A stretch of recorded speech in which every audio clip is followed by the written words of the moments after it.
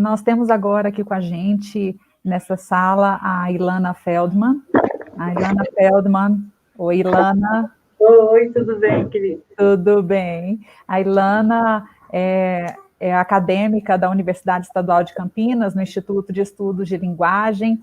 Ela é doutora em cinema pela Escola de Comunicações e Artes da USP e passou pelo Departamento de Filosofia, Artes e Estética da Universidade Paris Oitavo. Atualmente ela está num pós-doc em Teoria Literária no Instituto de Estudos de Linguagem da Unicamp, com pesquisa sobre cinema, testemunho e autobiografia. Então, o tema que ela vai falar, ela está com tudo em cima.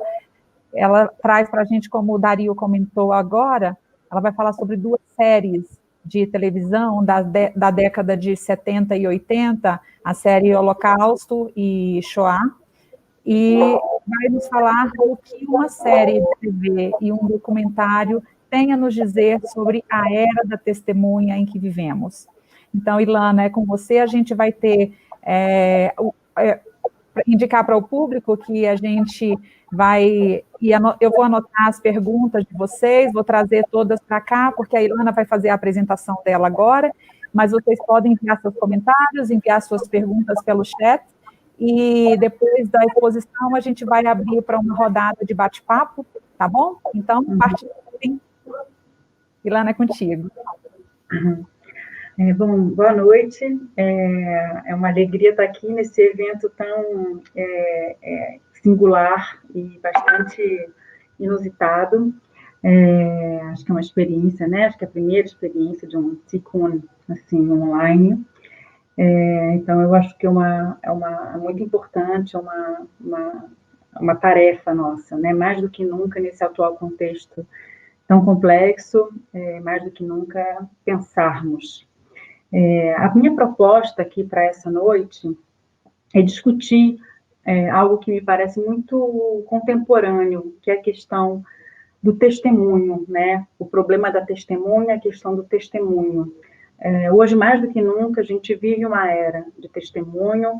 O confinamento, a quarentena, tem estimulado também uma série de iniciativas de coleta de testemunhos, né? Não só as pessoas que estão confinadas, mas também aquelas que perderam entes queridos e que estão impossibilitadas de fazer um trabalho de luto.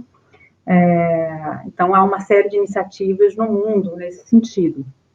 E o que eu proponho para a gente pensar essa questão, né, dessa era da testemunha, são 2 produções audiovisuais. A primeira, uma série de televisão de 78, chamada Holocausto, e depois um documentário, né, um documentário que, na verdade, é um paradigma, um documentário monumental, de 9 horas e meia de duração, chamado Shoah, de 1985.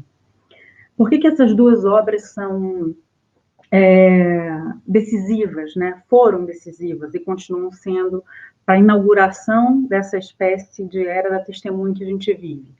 Bom, primeiro, essa série Holocausto é uma série que está disponível até no YouTube, em certos fragmentos, né?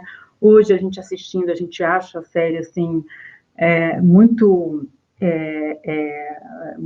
precária, em uma série de sentidos. Nada tem a ver com as séries produzidas hoje em dia, mas a série Holocausto, ela foi uma série que, por incrível que pareça, foi uma série de televisão determinante, tanto para introduzir a palavra, introduzir e popularizar, disseminar a palavra Holocausto, né, no campo do debate, no espaço público, nos Estados Unidos e na Europa, né, uma série norte-americana, veiculada pela rede NBC em 78. Então, tanto ela introduz o próprio termo, populariza o termo, como ela inaugura essa era da testemunha, segundo uma historiadora chamada Annette Veviorka. A Annette Veviorka, ela tem um livro chamado justamente A Era da Testemunha, um livro que, infelizmente, não foi até hoje traduzido no Brasil, que é uma pena. É um livro muito interessante, eu acho que muito determinante para a gente pensar o que significa, né, essa nossa possibilidade, né, de narrar na primeira pessoa, de falar em nome próprio, essa possibilidade de que as nossas experiências pessoais, biográficas, sejam legítimas no espaço público. E a Annette Vieux-Furcat, ela escreve esse livro, e lá ela defende, né, é uma tese forte, importante, que a série de televisão, que foi uma série vista por 120 milhões de norte-americanos em 78, e depois vista por 40% 20%, entre 20% e 40% da população alemã no mesmo ano, foi essa série que disparou nos sobreviventes uma espécie de desejo ardente, né, e até então inédito, de querer testemunhar aquilo que foi vivido nos campos de extermínio. A gente precisa lembrar que até os anos 70, até esse momento, né, quer dizer, a gente já está em 78, quase década de 80, a experiência da sobrevivência nos campos da morte, né, a sobrevivência no interior da máquina de morte nazista, era uma experiência muito marcada pela vergonha, pela culpa, e não era uma experiência que circulava no espaço público, né? Os historiadores e os pesquisadores, né, eles trabalham muito esse silêncio que se instaurou depois da Shoah, no pós-Segunda Guerra. Quer dizer, foi preciso décadas, muitas décadas, né, para que esse recalque político, esse recalque cultural, esse silenciamento pudesse ser destravado, né, para que as pessoas pudessem começar a falar, começar a testemunhar. Então, foi só mais ou menos, com exceção do Primo Levi, que escreve imediatamente após a saída dele de Auschwitz, né?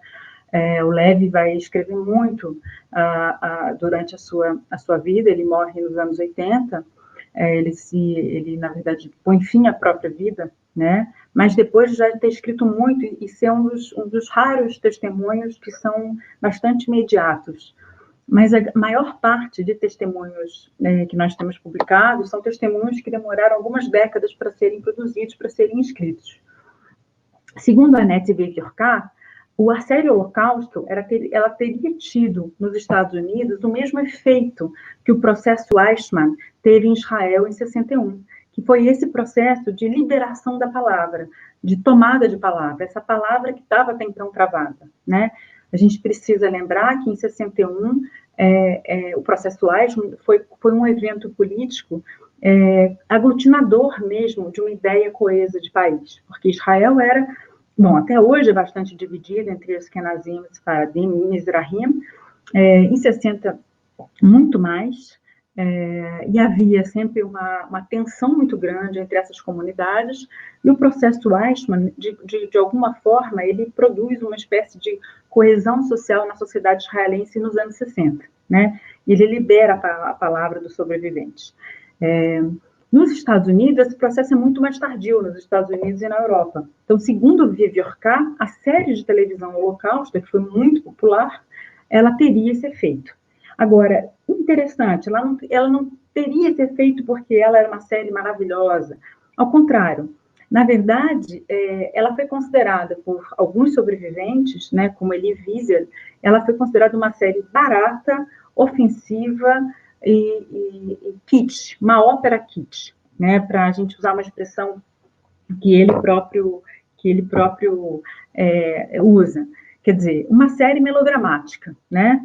Uma série apaziguadora, uma série com uma espécie de redenção final, com uma espécie de superação, de happy end, happy end entre aspas, é claro, mas a partir dessa trajetória de uma família típica judia, que, de algum modo, unificaria todo o judaísmo europeu naquela família, né? Então, uma família de classe média, né? Um médico, advogado, quer dizer, passando por cima também de todas as diferenças das várias comunidades judaicas que foram massacradas na Segunda Guerra Mundial.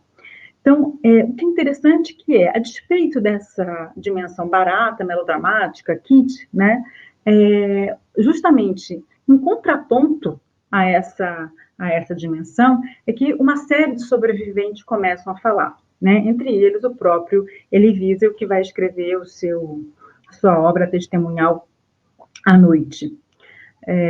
Então, é muito interessante pensar, né, que é uma ficção, na verdade, né, uma produção ficcional, que vai instaurar essa era do testemunho. E nesse sentido,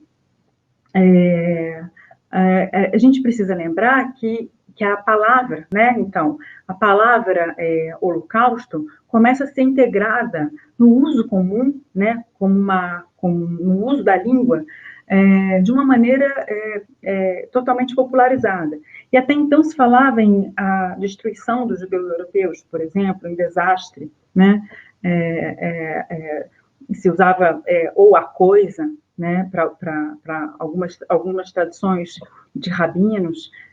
A palavra holocausto, ela sempre teve um sentido sacrificial, religioso, muito problemático, né, para definir, para nomear a experiência da Shoah, né, como se a mortandade de 6 milhões de judeus fosse uma espécie de destino coletivo que já tivesse traçado, né, para expiar uma culpa original, o que é uma coisa terrível, né, esse tipo de leitura. Então, o Holocausto, ele também, a série também instaura, né, essa palavra, esse nome no léxico corrente da época.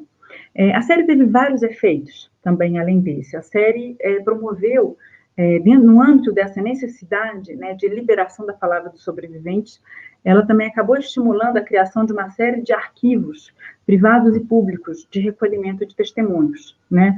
Na Yale University, já havia uma iniciativa do finalzinho dos anos 70 também, paralelamente à série, que vai ganhar muita força, né, com a série.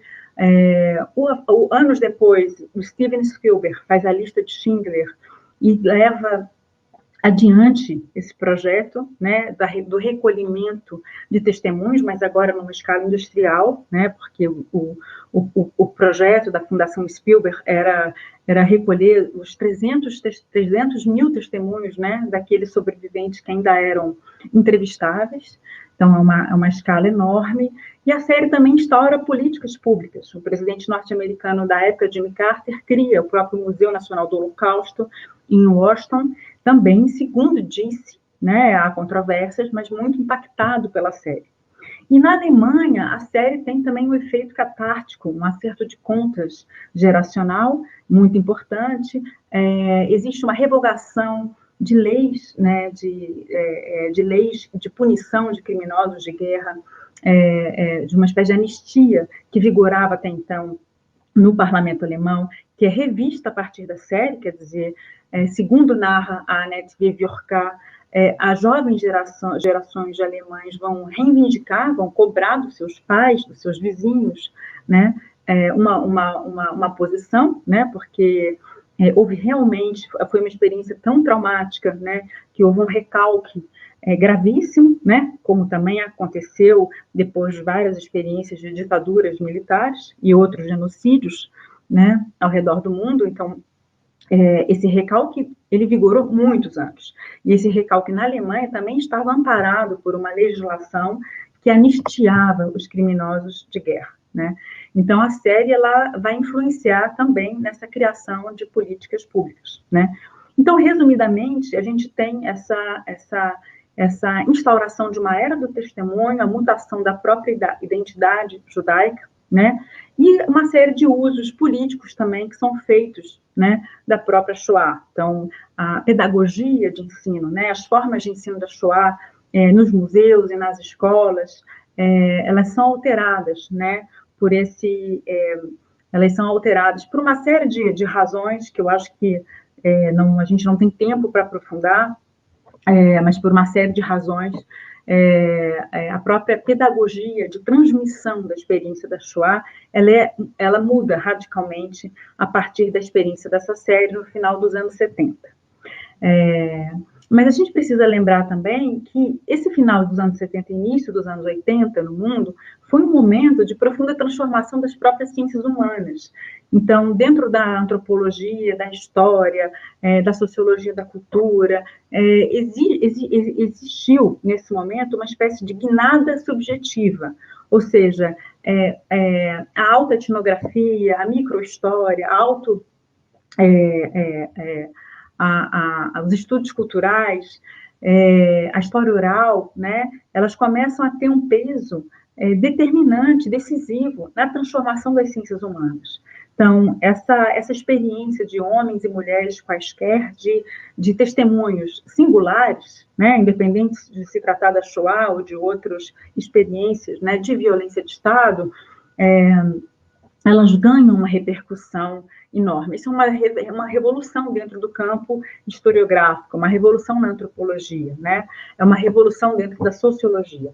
Então, existia também, evidentemente, no âmbito das ciências humanas, uma receptividade, um desejo, na verdade, de ouvir, né? Ouvir a verdade, né? Desses sujeitos quaisquer, que no caso da Shoah, sobreviveram a essa experiência de barbárie.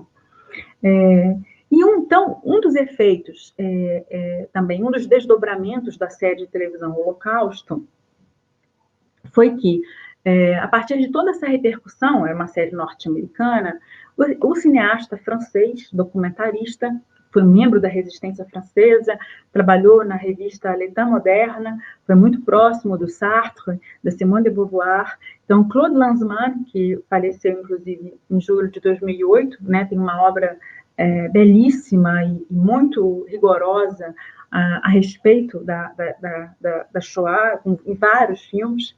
Então, Claude Lanzmann, ele começa a pesquisar também, a recolher testemunhos nos 4 cantos do mundo, durante os anos 70.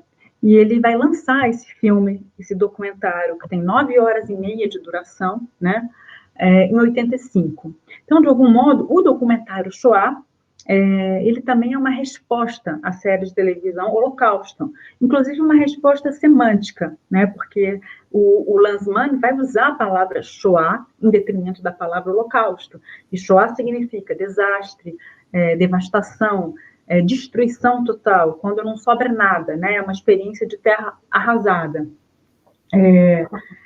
Então, esse documentário, ele eu acho que é muito interessante como contraponto à série, ao melodrama, né, dessa ópera kitsch, da série de televisão Holocausto, porque o Shoah vai ser uma obra realmente monumental, não só do ponto de vista da sua envergadura, do seu fôlego de pesquisa, mas também do seu rigor estético. Então, é a primeira vez na história do cinema que a gente tem uma obra integralmente composta por testemunhos, né? Basicamente são testemunhos de sobreviventes, com algumas exceções, são os camponeses, os poloneses, moradores das cercanias dos campos, e alguns carrascos nazistas que Lanzmann também entrevista. Essas são as exceções, mas é a primeira vez que a gente tem uma experiência de testemunho no cinema em que, o que é muito interessante, em que o que importa é o tempo presente do testemunho. Quer dizer, o que importa é um conhecimento não intelectual sobre a Shoah, não é uma tese, ele não está interessado em por que a Shoah aconteceu, por que houve ascensão hitlerista, como é que a República de Weimar caiu, isso não está em questão. O que está em questão é o espaço para abrir espaço para que o conhecimento a respeito dessa experiência possa se fazer carne, né? Para que o conhecimento possa ser atualizado no momento presente em que o sobrevivente fala, né? Em que o sobrevivente evoca a palavra. Então, isso é uma revolução, né? Tem uma dimensão psicanalítica muito forte, como uma cena da psicanálise, em que aquela experiência da narração, né? Aquela experiência da narração, ela é performativa, ela produz, né, o próprio acontecimento na linguagem. Claro, sabendo... Com relação ao que você está dizendo, só estou tentando fazer agora um gancho para a gente já ir indo para o final, mas para não ficar a angústia de algumas perguntas que estão no caminho. Em relação ao que você falou, tem porque a narrativa ela é organizadora das experiências. Então, a série de TV, ainda que seja ficcional, a primeira, Holocausto, de certa forma, como a gente tem o dilema de que a arte imita a vida, mas a vida imita a arte, de alguma forma, os sobreviventes do Holocausto poderem ver aquela série sendo exibida e entrando, fazendo parte, sendo incorporado na cultura, de alguma maneira isso também evocou neles as narrativas para poder gerar o documentário que veio meio em resposta, né, que é a voz dos sobreviventes. Então, de certa forma, me parece, pelo que você está dizendo, que a arte, a vida, nesse caso, a vida real, ela se inspira na ficção para poder conseguir produzir a sua própria voz. Como é que você vê isso, essa dualidade? Olha, querida, nesse caso, eu não diria que a vida se inspira na arte, nesse programa de televisão, mas eu diria que a vida se alimenta, né? Talvez mais do que a inspiração, ela se alimenta, inclusive, por contraposição. Então, por exemplo, a raiva é um afeto muito importante na criação. A gente, às vezes, recalca também a raiva, né? Porque não é lá um sentimento muito bonito, mas a raiva daqueles que sobreviveram, né? Que voltaram dessa experiência, como dizia o Elie Wiesel, que voltaram desse outro planeta, né? Dessa experiência de outra natureza, que é uma experiência da morte. Eles voltaram da morte, né? E eles não se reconheceram naquele melodrama, naquela pasteurização. Então, isso provocou uma indignação e uma raiva que mobilizou a busca pela verdade. Então, nesse sentido, foi um alimento. E aí é muito interessante a gente não ter nenhum olhar moralista para esse tipo de produto da indústria cultural, para esse tipo de produto massivo, porque mesmo, né, isso que eu acho interessante, quer dizer, mesmo uma série de TV considerada mais melodramática e kit possível, ela pode ter um impacto afetivo que pode ser liberador de uma série de emoções sociais, né? E pode ser liberador da palavra. Então, no caso do Brasil, se a gente tivesse tido uma novela, e olha que a gente teve novelas excelentes, né? Mas talvez se a gente tivesse tido uma série, uma novela que falasse da escravidão de uma maneira realmente contundente, e não simplesmente uma apaziguação de classes sociais, um apaziguamento de classes sociais, talvez a gente tivesse tido mais oportunidades, né, de ouvir as vozes. De ouvir as vozes e de ter uma leitura histórica pensando o que foi essa experiência de violência, né? E não nos refastelarmos nos clichês da brasilidade, né, da cordialidade, da carnavalização. Então, eu acho que eu fico pensando muito nisso, quer dizer, se a gente tivesse produtos culturais de impacto de massa que falasse disso, né, do que foi a experiência da ditadura no Brasil, do que é a experiência da escravidão, as várias ditaduras, inclusive, que já tivemos, talvez a gente tivesse tido mais oportunidades de liberar essa palavra, né, porque a violência no Brasil ela é muito recalcada. E agora, já politizando um pouco aqui, e acho que essa ideia de pensar... Eu já ia fazer isso agora. Pois é. Então, assim, essa foi o recalque da violência, da experiência histórica brasileira, que produziu o nosso contexto político atual, não foi outra coisa. Não é uma coisa excepcional, né? As pessoas ficam, meu Deus, como isso aconteceu? Isso está acontecendo. O passado, ele incide no presente permanentemente, né? Você acha que, você falou do campo político, você acha que a imagem que ficou, tanto é que você falou do léxico, da palavra holocausto ter ficado associada e para sempre na história como parte, como sendo o símbolo desse momento histórico, e depois que foi incorporado pelas Nações Unidas, aí pronto, aí já foi consagrado, e isso é motivo de muitas discussões dentro da comunidade, porque o termo incomoda pelo seu significado original, mas como que você vê a colocação, o uso dessa palavra, o uso, a associação do termo holocausto com qualquer ocorrência de que, em nível pessoal, para a pessoa seria uma tragédia? Uhum. Como a gente vê no caso do ministro que menciona, de um ex-presidente que menciona, de várias situações que as pessoas utilizam e falam, isso foi um holocausto que fizeram. Uhum. É ótima a sua questão. Acho que duas coisas. Assim. Primeiro, que em relação a esse uso político, que é um uso de manipulação, né? O que a gente tem no Brasil hoje é um cenário de extrema-direita, com vozes que estão distorcendo, manipulando e negando as verdades históricas. Então, isso acontece o tempo inteiro em várias instâncias. E aí, as mobilizações do imaginário a respeito da Shoah, né? Então, o ministro dizer que a quarentena é um campo de concentração, ou outro, que era o ministro da Cultura, fazer um discurso emulando Goebbels, ou o outro chanceler dizer que o nazismo é de esquerda, tudo isso é manipulação de verdade histórica. E isso é absolutamente deplorável, e, aliás, isso não é mais do que deplorável. Isso tudo é crime. Eu não sou da área jurídica, às vezes até me arrependo de não ter feito direito, porque eu fico pensando por que, né, que essas pessoas não são indiciadas por aquilo que elas produzem, por aquilo que elas produzem da sua boca, que sai da sua boca, né? Porque a palavra, ela é um elemento, ainda mais um político, que é uma pessoa pública, né, que ocupa um cargo público, a palavra, ela é mais do que nunca, o esteio de uma relação ética. Então, Ilana, a gente falta um minuto para a gente finalizar. Só tem uma pergunta da Suzana, perguntando qual o nome do livro que você citou no início da sua palestra. Está aí na tela. Chama A Era da Testemunha. Eu posso escrever aqui no chat? Sim, escreve, e o Carlos, que está fazendo a mediação com o público pelo chat, ele vai...